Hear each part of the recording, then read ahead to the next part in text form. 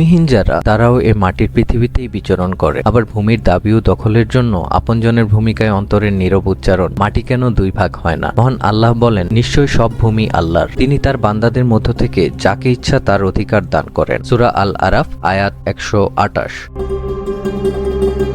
ভূমি অর্থে বোঝায় পৃথিবী, ভূপৃষ্ঠ, মাটি, মেঝে, জমি, ক্ষেত, দেশ ইত্যাদি। পবিত্র কোরআনে মাটির প্রতিশব্দ তুরাব ও ভূপৃষ্ঠ তথা পৃথিবীর প্রতিশব্দ বলা হয়েছে আরদ।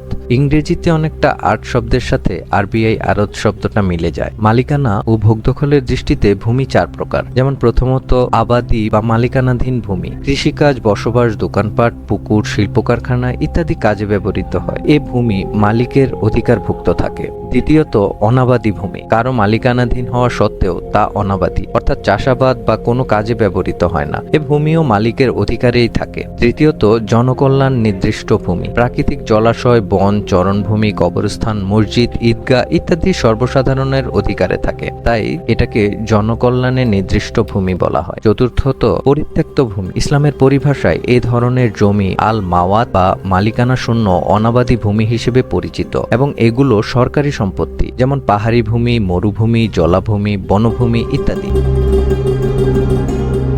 প্রিয় নবী হযরত মুহাম্মদ সাল্লাল্লাহু আলাইহি ওয়াসাল্লাম ও খলিফাদের যুগে কয়েকটি উপায়ে ভূমি ইসলামী রাষ্ট্রের মালিকানায় আসে। যেমন অনাবাদি পতিত জমি আগে থেকেই রাষ্ট্রীয় সম্পত্তি হিসেবে নির্ধারিত। মুসলমানদের ব্যক্তিগত মালিকানাধীন ভূমি এবং অমুসলমানদের মালিকানাধীন ভূমি। ইসলামের উৎপাদনমুখী ভূমি ব্যবস্থাপনায় অনুপযোগী ভূমি ব্যবহারের নির্দেশনা আছে। মালিক যেই হোক তা যেন অনাবাদি না থাকে তা নিশ্চিত করা জরুরি। প্রিয় নবী হযরত মুহাম্মদ সাল্লাল্লাহু আলাইহি ওয়াসাল্লাম বলেন, তোমাদের যার জমি আছে সে যেন চাষাবাদ করে, যদি নিজে না করতে চায় তবে যেন অন্য ভাইকে জমিটি চাষ করার জন্য দান করে। শুধু উর্বরা ভূমিতে ফসল করার নির্দেশনা দিয়ে ইসলাম ক্ষান্ত হয়নি, বরং প্রিয় নবী সাল্লাল্লাহু আলাইহি ওয়াসাল্লাম বলেন, যে ব্যক্তি কোনো মৃত বা অনুর্বর ভূমিকে জীবিত করবে সে জমিটি মালিক হবে সে নিজেই।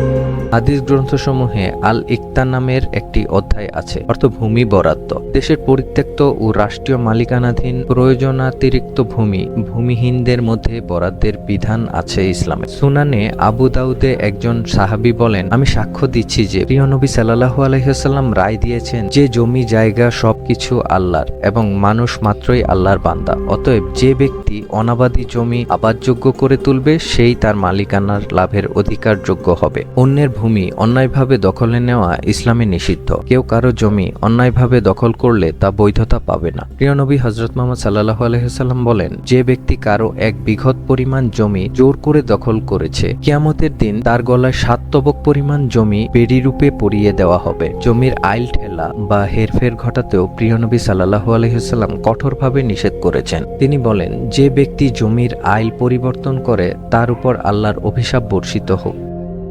ইসলাম জীবনের জন্য জীবিকার তাৎপর্য স্বীকার করে। মানুষের খাদ্য নিরাপত্তাহীনতা ও বঞ্চনার জন্য দায়ী সুষম বন্টন ব্যবস্থা, মানুষের দায়িত্ব সচেতনতার অভাব ও কর্মবিমুখিতা ইত্যাদি। সম্পদের সুষম বন্টন প্রসঙ্গে পবিত্র কোরআনের নীতি হল তাদের সম্পদের দারিদ্র ও বঞ্চিতদের অধিকার আছে। সূরা জারিয়াত আয়াত 19। মানুষের খাদ্য নিরাপত্তার জন্য ইসলামের উসর একটি বাধ্যতামূলক ব্যবস্থা। মহান আল্লাহ বলেন, যখন ফসল পাকে তখন তা খাও এবং ফসল কাটার দিন তা থেকে আল্লাহর হক দুস্থজনের হক আদায় করো। সূরা আনআম আয়াত 141। তিনি আরো বলেন, যা আমি তোমাদের জমি থেকে উৎপাদন করেছি তা থেকে পবিত্র অংশ খরচ করো। সূরা বাকারা আয়াত 267।